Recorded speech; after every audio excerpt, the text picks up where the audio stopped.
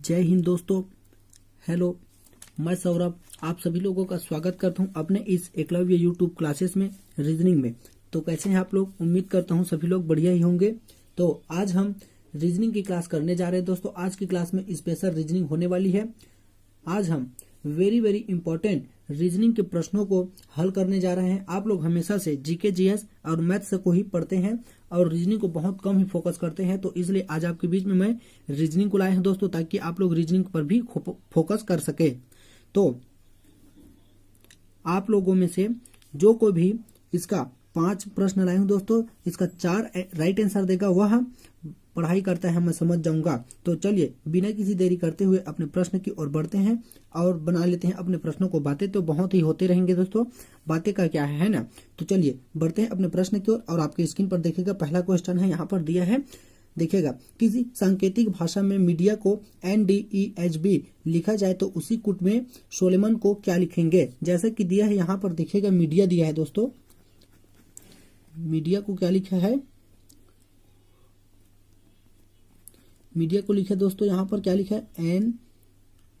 NDEH फिर यहाँ पर B। तो देखिएगा M का प्लेस वैल्यू कितना होता है? यहाँ पर 13 होता है, E का 5 होता है, D का 4 होता है, और ये I का 9 होता है और A का 1 होता है। तो यहाँ पर क्या किया है? N का कितना होता है? 14 होता है प्लेस वैल्यू, D का 4 होता है, E का 5 होता है, H का 8 होता है और B का 2 होता है। तो क्या किया है दोस्तों? देखिएगा यहाँ पर 13 से जब 14 की ओर गए +1 किया है, 5 से जब 4 की ओर गए -1 किया है, फिर 4 से 5 की ओर गए प्लस किया है, फिर 9 से 8 की आ रहा है तो 8 की ओर आया है तो यहाँ पर -1 किया, फिर 1 से 2 की ओर गए तो +1 किया है। तो हम लोग भी वैसे ही करेंगे सोलेमन में। तो शब्द दिया है यहाँ पर सोलेमन। तो चलिए लिख लेता हूँ यहाँ पर, देखिएगा दोस्तों,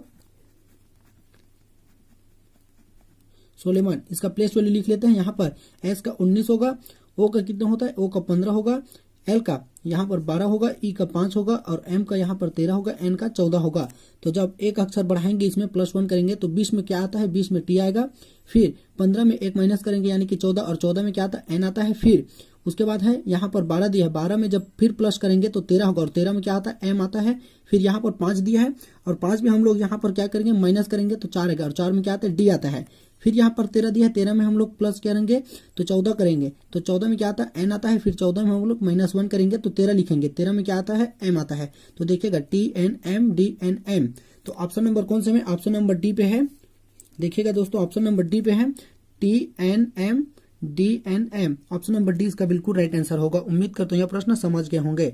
चलिए नेक्स्ट क्वेश्चन की ओर बढ़ते हैं।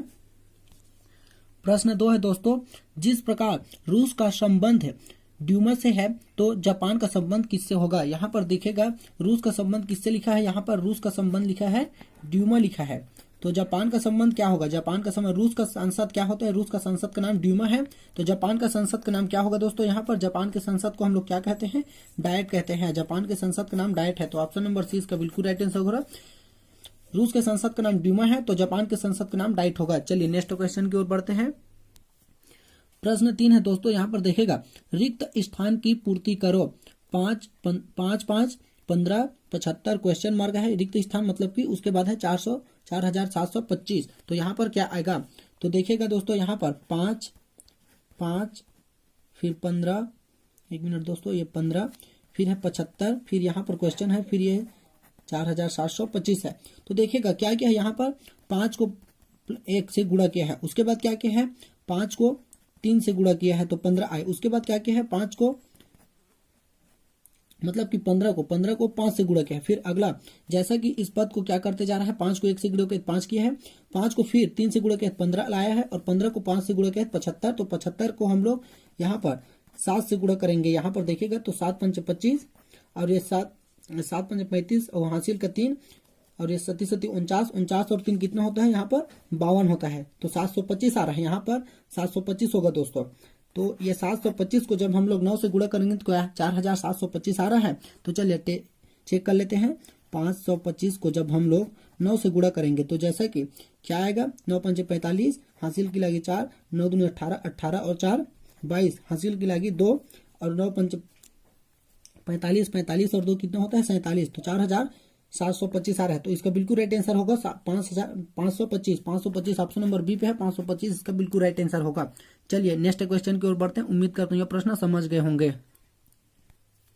प्रश्न 4 है दोस्तों, देखिएगा दिए गए चित्र में लुप्त संख्या ज्ञात कीजिए। यहाँ पर दिया गया है चित्र, उसमें लुप्त संख्या को ज्ञात करना है।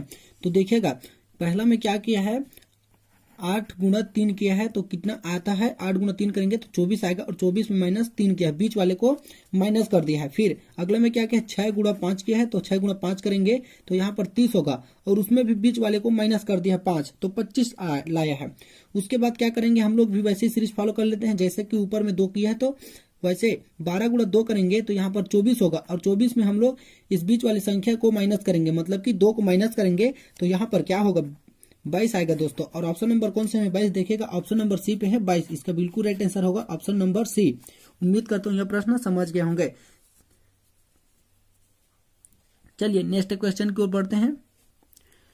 प्रश्न 5 है दोस्तों, अंतिम प्रश्न है, देखिएगा उम्मीद करता हूँ यह बहुत ही पसंद आएगा। यह प्रश्न बहुत ही शानदार है। शब्द THEAW को व्यवस्थित करने पर एक अनाज का नाम बनता है जिसका अंतिम अक्षर क्या होगा। यहाँ पर एक लिखिएगा, एक अनाज का नाम बनता है, कोई भी अनाज का नाम बनेगा दोस्तों, इसको व्यवस्थित करेंगे तो क्या कौन सा अनाज का नाम बनेगा, तो चलिए मैं बनाता हूँ। यह और किसी अनाज का नाम नहीं बनेगा, यह तो बनेगा THEA और ये W, तो ये कौन सा अनाज का नाम बनेगा, तो यहाँ पर मैं बनाता हूँ, यह बनेगा WHEAT, वेट मतलब कि क्या होता है दोस्तों, यहाँ पर गेहूं होता है और गेहूं एक अनाज है। तो गेहूं में लास्ट अक्षर क्या आ रहा है, टी आ रहा है, देखिएगा लास्ट अक्षर टी आ रहा है, तो लास्ट अक्षर टी, तो इसका बिल्कुल राइट आंसर होगा ऑप्शन नंबर डी, टी आएगा इसका लास्ट अक्षर। यह प्रश्न बहुत ही आसान है दोस्तों, दिखने में भले ही यह कठिन दिख रहा है। तो उम्मीद करता हूँ मेरा पढ़ाया हुआ आप लोगों को पसंद आया होगा। तो आज के लिए बस इतने प्रश्न लाया था दोस्तों, बहुत मेहनत करके प्रश्न बनाता हूँ आपके लिए।